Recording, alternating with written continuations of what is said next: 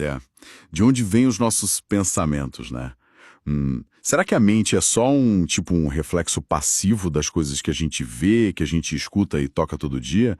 Ou será que a gente já nasce com um sistema operacional próprio, sabe, uma engrenagem ativa que cria a nossa realidade? Essa é uma dúvida muito boa. E para tentar responder a essa, que é uma das perguntas mais antigas e instigantes da humanidade, a nossa exploração de hoje vai resgatar uma obra histórica bem fascinante. A gente vai debater os trechos de um tratado filosófico lá de 1865. Isso. O livro se chama Fatos do Espírito Humano, do autor brasileiro Domingos José Gonçalves de Magalhães. E o que é legal de mergulhar nesse texto hoje é entender logo de cara o alvo que o autor escolheu, né? Exato. O Magalhães, ele foca todas as baterias lógicas dele para tentar demolir uma corrente filosófica que é muito influente na época, que é o chamado sensualismo. Sensualismo, tá. E o que eles defendiam exatamente? Então, essa teoria defende basicamente a ideia de que todas as nossas ideias, a nossa capacidade de julgar e até o nosso senso de quem nós somos, tudo isso deriva exclusivamente dos sentidos físicos. Ou seja, a visão, a audição, o tato. Perfeito. Na visão sensualista, a mente é como se fosse uma lousa totalmente em branco. Uma página vazia mesmo, que depende 100% do mundo exterior para formar qualquer tipo de inteligência. Tá, e antes da gente avançar, acho super importante deixar bem claro uma regrinha nossa aqui para quem está ouvindo a gente. O que torna essa leitura de hoje cativante não é uma questão de tomar partido, sabe? Com certeza. A gente não está aqui para decretar que o Magalhães está absolutamente certo e que os teóricos sensualistas estão errados, ou vice-versa. Nossa análise aqui vai focar puramente na engenharia lógica incrível que ele constrói para tentar desmontar essa teoria adversária. Isso é fundamental. A gente está traduzindo essas ideias pelo peso histórico e pelo desafio intelectual que elas representam, sem levantar bandeira para nenhum dos lados. Exatamente. A provocação central que fica no ar para quem nos ouve é justamente fazer esse exercício, sabe? De olhar para a própria mente ao longo da nossa conversa. Afinal, somos só uma superfície passiva espelhando o mundo ou a gente tem um processador superativo comandando o show? Esse é o grande mistério, né? E a forma como o texto constrói essa crítica leva a gente a questionar logo aquilo que parece mais óbvio. O Magalhães começa atacando o que ele considera a armadilha central do sensualismo. E qual seria essa armadilha? Ele argumenta que uma teoria filosófica até pode trazer algumas verdades pontuais, tá? Mas ela pode falhar catastroficamente no alicerce dela se ela tentar simplificar demais o que é inerentemente complexo. Vamos desempacotar isso porque ele bate muito nessa tecla da ilusão da simplicidade, né? Bate, e bate forte. A ilusão da simplicidade é o tendão de Aquiles que ele aponta. Para explicar isso, ele usa uma referência visual excelente da biologia, lembrando da visão clássica da anatomia lá da época do médico Galeno. Ah, sim. A analogia da pele. Eu achei isso genial. É muito visual, né? Ele aponta que a pele humana, quando a gente observa de fora, a olho nu, parece só uma cobertura simples, lisa, quase uniforme. Mas qualquer pessoa que estude um pouquinho de anatomia sabe que sob essa cutis, debaixo dessa camada externa tão simples, existe o que ele chama de uma fábrica prodigiosa. Tem um universo ali embaixo, né? Vasos sanguíneos, nervos, músculos, um monte de órgãos super intrincados trabalhando sem parar. Isso. E aí a conexão que ele faz com a mente é muito direta. Ele argumenta que o espírito humano é idêntico a essa fábrica oculta de órgãos. As funções mentais são altamente complexas. Até mesmo o pensamento mais banal exige um trabalho conjunto bizarro da nossa mente. Totalmente. Então, reduzir todas essas maravilhas da inteligência, da reflexão, da memória, a uma única origem, que seria um mero ato físico de sentir, seria o equivalente a olhar para o corpo humano de longe e achar que nós somos feitos apenas e unicamente de pele. Ignorando tudo que pulsa por baixo dela. Faz muito sentido. E isso leva a gente a uma das imagens mais marcantes e poéticas que a obra propõe para ilustrar o absurdo dessa simplificação. Como que seria a humanidade se a teoria do sensualismo estivesse totalmente certa? Aí ele cria uma metáfora lógica brilhante. É o argumento dos espelhos vivos. Espelhos vivos. Adoro essa imagem. É de explodir a cabeça. Pensa num cenário hipotético. Se nós fôssemos seres equipados única e exclusivamente com a capacidade de receber sensações físicas, sem nenhuma ferramenta interna pré-existente para processar, julgar ou arquivar isso, a gente ficaria aprisionado na própria sensação. Tipo, a gente receberia o impacto da luz, do calor, do frio, mas não conseguiria referir isso a nenhum objeto do mundo externo. Faltaria aquela ponte que diz, olha, o sol que está lá no céu é o causador desse calor que eu estou sentindo aqui na minha pele. Precisamente. O texto relata que, nesse cenário puramente sensitivo, a humanidade seria apenas uma sala lotada de espelhos vivos e animados. Imagina centenas de espelhos de frente uns para os outros, refletindo as imagens ao redor num loop infinito. Mas sem que nenhum deles tenha a mínima capacidade de compreender o que está sendo refletido. Exato. A luz bate e volta, a sensação ocorre fisicamente, mas não existe um entendimento real. Tá, então se a mente não é só uma parede recebendo um impacto e nenhum vidro refletindo a luz passivamente, como que o Magalhães descreve a mecânica real que tira a gente dessa sala de espelhos infinita? Porque a obra faz uma separação muito rígida entre o ato de sentir e a capacidade de perceber, né? A separação é total. E para ilustrar o abismo que existe entre essas duas coisas, ele busca inspiração nas leis da física. Ele usa a dinâmica de um corpo sólido sendo atingido por um projétil. Uma pancada física mesmo. Isso. Sofrer o impacto do projétil, ou seja, receber a alteração física que a pancada causa, é o equivalente ao nosso sentir. É o nervo recebendo um estímulo externo. Mas a mente não apenas recebe a pancada e fica por isso mesmo. A mente reage, ela avalia e entende. E qual seria o equivalente físico dessa reação mental ativa? Na física clássica, para que um corpo sólido repila e se projete logo após o impacto e tente voltar ao estado normal dele, ele precisa usar uma força muito específica. Ele precisa da força elástica. A força elástica. Sim. E o autor transfere esse conceito genial para a filosofia. Ele afirma que receber uma sensação visual da cor vermelha, por exemplo, é algo passivo. Mas julgar e ter consciência de que se está vendo a cor vermelha requer uma força ativa, uma energia pré-existente na nossa arquitetura mental. E essa faculdade de perceber e julgar é o que a obra chama de o elástico da alma. Cara, eu acho esse termo sensacional. O elástico da alma. E o que é fascinante aqui é notar como ele utiliza as próprias declarações dos filósofos sensualistas da época para provar que esse tal elástico precisa existir.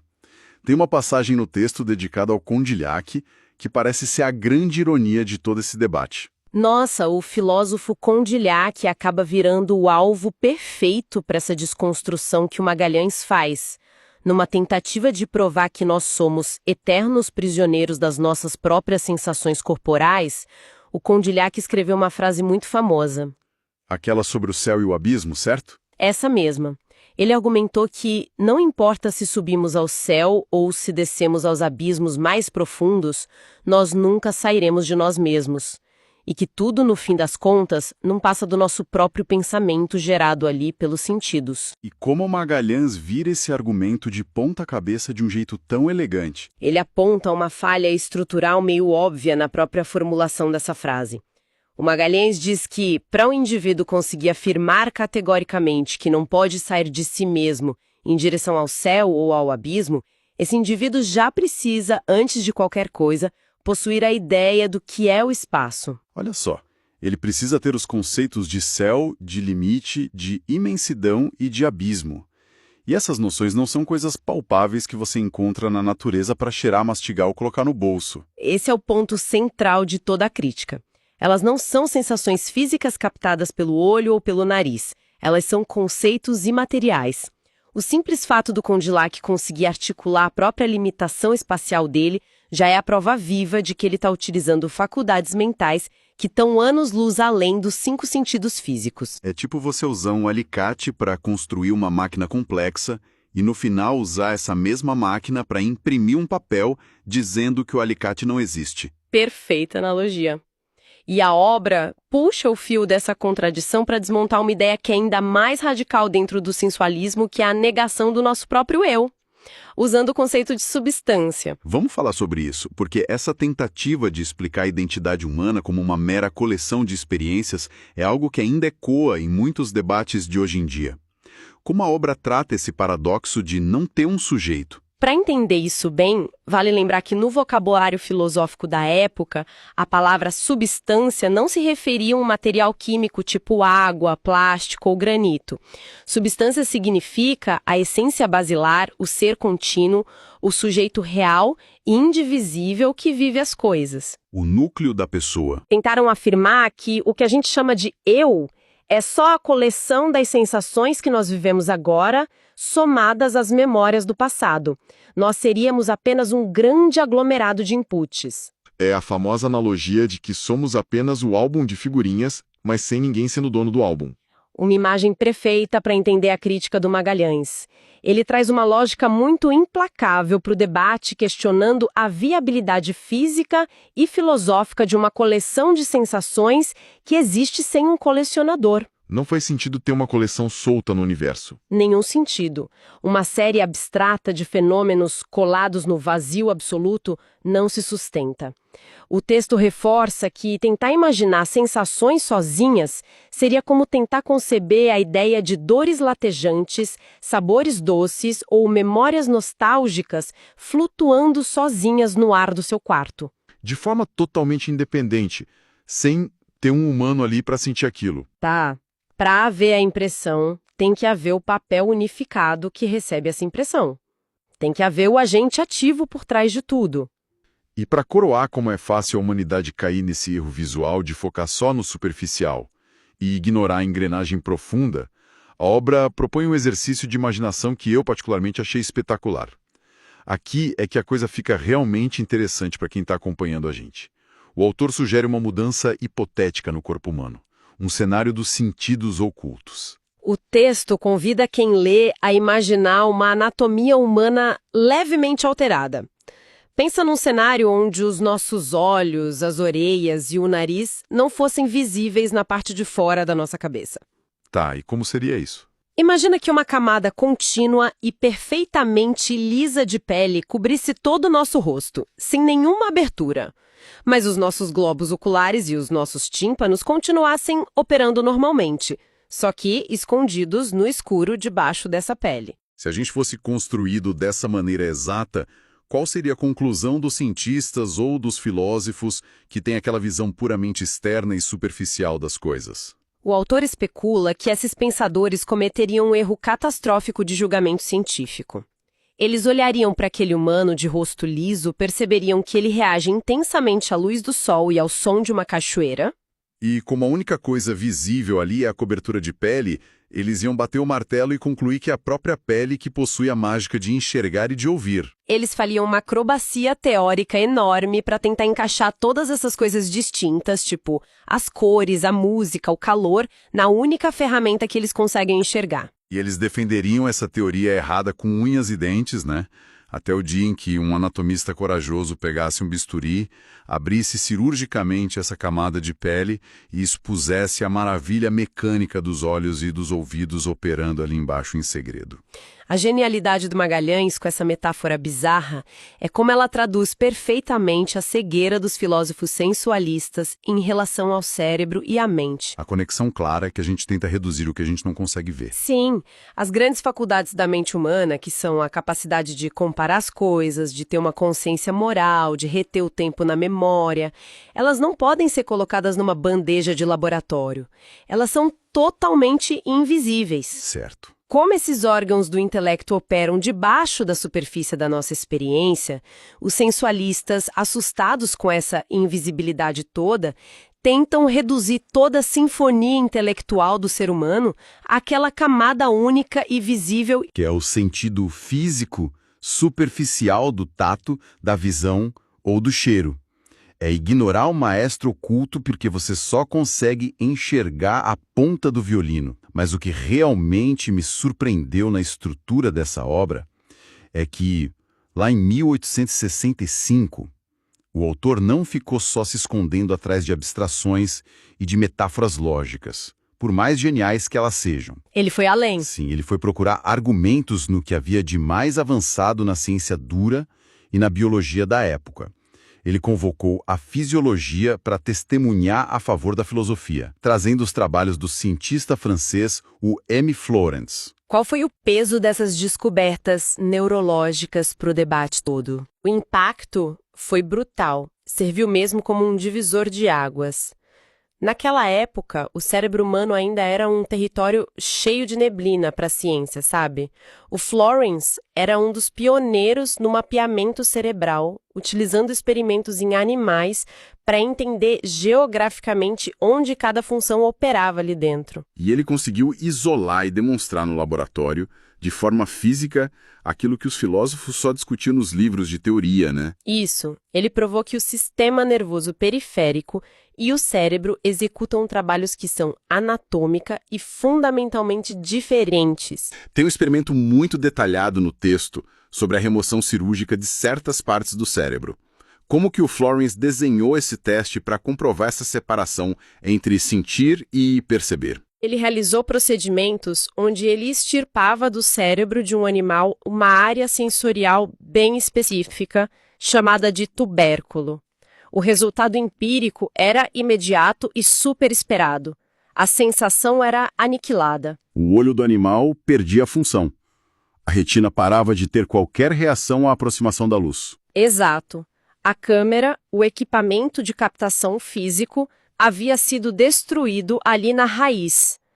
Essa primeira fase apenas provava a localização da função motora e sensorial, mas a reviravolta que chocou a teoria do sensualismo veio na segunda fase do teste. Quando ele resolveu poupar os tubérculos e mirar em outra área. Isso mesmo.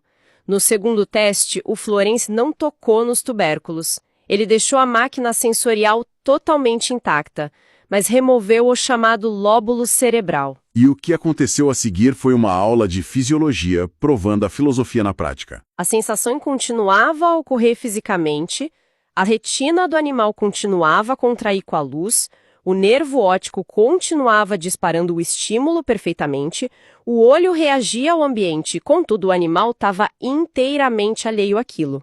A luz entrava na máquina física, mas a inteligência necessária para traduzir, perceber e compreender o que estava sendo iluminado simplesmente não existia mais. O fato físico e tátil acontecia, mas o fato intelectual sumiu no ar. É a prova de que o cabo de rede está conectado e transmitindo os dados em velocidade máxima, mas o computador central foi desligado da tomada. E o Magalhães fez questão de registrar o entusiasmo do cientista diante da própria descoberta na época, não foi? Ele cita com um peso gigante uma conclusão avassaladora do próprio Flourens, que declarou o seguinte: a sensibilidade não é, pois, a inteligência. Pensar não é, pois, sentir. Eis derrotada uma filosofia toda inteira. Caramba! Fui como um atestado de óbito científico para o empirismo puro. A medula espinhal e os nervos apenas conduzem o estímulo, eles sentem. Mas é o cérebro, atuando como intermediário da mente, que percebe o significado. E além dessa clara demarcação de território, a obra do Flourens, citada no texto, também observa o retorno dessas funções neurológicas após as lesões. Isso acabou lançando luz sobre como a nossa inteligência não é compartimentada. A obra destaca a constatação do que os cientistas chamaram de unidade da inteligência, certo? Exatamente. O Flourens observou que, ao remover pedaços sucessivos dos lóbulos cerebrais, a inteligência do animal ia enfraquecendo de forma geral e proporcional, mas você não conseguia extirpar uma capacidade isolada.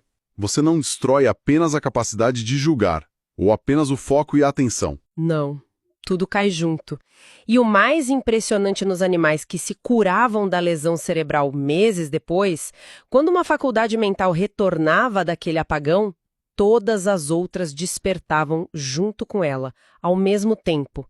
A inteligência é um bloco singular. Isso dá uma base material inquestionável à ideia de que somos um eu coeso, e não uma coleção de pedaços desconectados como Condillac dizia. Então, o que tudo isso significa para o grande mapa mental que o texto tenta desenhar? Diante de tantas provas teóricas e biológicas, como a obra finalmente define as fronteiras das nossas capacidades. O Magalhães propõe um glossário bem rígido para organizar essas nossas operações. Ele divide o campo de ação definindo percepção como a nossa capacidade de direcionar a atenção ao mundo lá fora, de traduzir o mundo físico. E em contrapartida, a consciência é a ciência interna, a percepção profunda que o espírito tem das próprias operações dele, dos seus pensamentos mais privados. Perfeito. E ele amarra essas duas coisas introduzindo uma engrenagem vital nessa história toda, que é o papel do tempo e da memória. A maneira como ele enxerga a memória parece ir totalmente na contramão daquela nossa visão moderna e utilitária, né? De achar que o cérebro é só um HD de computador gravando arquivos para a gente não esquecer a senha do banco. Com certeza, porque na arquitetura elaborada por ele, a memória é algo muito mais profundo. A memória é descrita como a consciência viva da nossa duração e da sucessão das coisas. Ela é, digamos, a cola cronológica da vida. Sim, a força ativa da memória conectando quem nós éramos um segundo atrás com a pessoa que a gente é agora, não existiria uma identidade ininterrupta. Uma interrupção permanente da memória não seria só o esquecimento de dados práticos do dia a dia, seria a evaporação do próprio eu. E se a gente conectar isso a uma visão mais ampla que o autor traz no fechamento da obra, nós chegamos a uma proposta bem ousada e provocativa sobre a real utilidade do nosso cérebro físico. Porque se a ciência provou que o cérebro não é a origem do eu, mas sim o seu lugar de trabalho, qual é a verdadeira função orgânica dessa massa cinzenta? O texto lança a ideia de que o cérebro material deve ser visto apenas como um instrumento temporário, uma ferramenta relativa para as necessidades do nosso estado atual de existência. Ele atua como um elo entre o espírito imaterial e esse plano físico denso que a gente habita temporariamente. A obra utiliza uma comparação biológica excelente envolvendo a limitação natural das espécies, usando o condor e a formiga. Eu acho essa parte muito didática. Um condor, sobrevoando as cordilheiras dos Andes, percebe e traduz uma vastidão quilométrica do planeta porque a visão e o cérebro de uma ave de rapina o capacitam para isso. Enquanto a formiga, lá no chão, entende como mundo apenas as poeiras que tocam as antenas dela. O ponto da analogia é que nós, assim como a ave ou a formiga, apreendemos o universo segundo as restrições impostas pelos nossos próprios órgãos vitais. O nosso cérebro atua quase como uma nuvem, sabe? Ou um limitador consciente. Ele filtra e reduz a vastidão absoluta do conhecimento e da realidade cósmica para um formato que seja mastigável e até meio embaçado. Mas o cérebro limitando o espírito de propósito soa até paradoxal num primeiro momento. Só que existe um motivo prático, um motivo quase social e terreno para a gente ter essa barreira neural funcionando, correto? Sim. A justificativa da obra é profundamente fundamentada na natureza humana enquanto sociedade. Nós somos, primeiramente, seres morais inseridos no mundo para agir, conviver, sobreviver e cumprir os nossos deveres rotineiros. Se o nosso cérebro nos desse um acesso direto, claro e infinito a toda a verdade universal, sem essa filtragem e redução imposta pela maquinaria neural, a gente provavelmente ficaria inerte. Ficaríamos fascinados ou totalmente paralisados. A gente não conseguiria levantar da cama de manhã para cumprir o nosso trabalho ou interagir socialmente. A limitação cerebral ancora o espírito nos deveres deste plano material. É um freio de mão orgânico para a gente não perder o foco da nossa missão imediata. Bom, juntando todas essas peças históricas e filosóficas que a gente percorreu hoje, o que se destaca para a nossa audiência é o valor libertador, quase terapêutico, que um texto de 1865 pode ter para a nossa ansiedade moderna. Ele opera quase como um manual de resgate da nossa autonomia, né? A obra nos lembra com todas as letras que a gente não é vítima inerte das circunstâncias. Nós não somos meras esponjas absorvendo informações do ambiente o tempo todo. Ninguém que está ouvindo a gente agora é apenas o somatório das curtidas nas redes sociais, da avalanche de postagens ou daquele bombardeio diário de estímulos comerciais que as telas jogam na nossa cara. O elástico da alma ainda está lá intacto. A nossa força matriz ativa, tem a capacidade inata e o dever de filtrar, questionar, comparar e impor significado a esse oceano caótico de dados externos. E isso levanta uma questão importantíssima. Uma reflexão que é o ponto de contato direto entre a filosofia lá do século XIX e o nosso futuro iminente. O debate mais fervilhante da atualidade é o desenvolvimento e o treinamento das inteligências artificiais. Nossa, a conexão assusta de tão clara. A forma como a gente treina as redes neurais gigantes hoje em dia parece a teoria sensualista do Condillac sendo colocada em prática num laboratório de computação de ponta. É o teste definitivo da teoria. Como a tecnologia atual constrói um modelo de linguagem avançado? Nós pegamos um sistema oco, vazio, e afogamos ele num oceano astronômico de dados sensoriais humanos.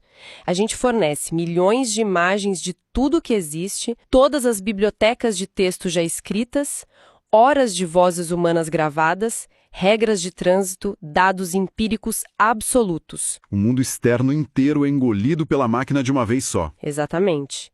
E aí a pergunta filosófica fundamental passa a ser: injetar trilhões de fatos sensoriais num sistema vai, como num passe de mágica, gerar a substância? Vai gerar o sujeito consciente?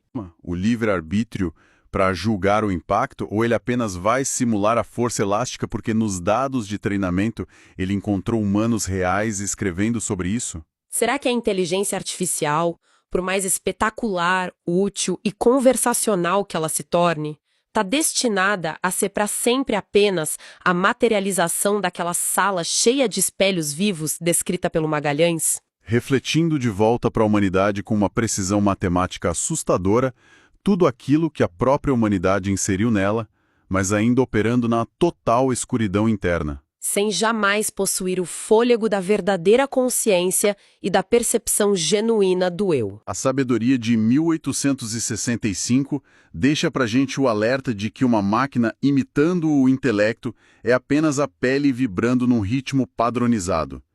O surgimento de um verdadeiro órgão oculto de consciência dentro do silício ainda precisa ser provado. O entendimento de quem nós somos e do que as máquinas podem vir a ser um dia continua sendo o maior quebra-cabeça que a nossa força elástica tenta montar. Continuem questionando o que reflete nos espelhos ao redor. Até a nossa próxima exploração.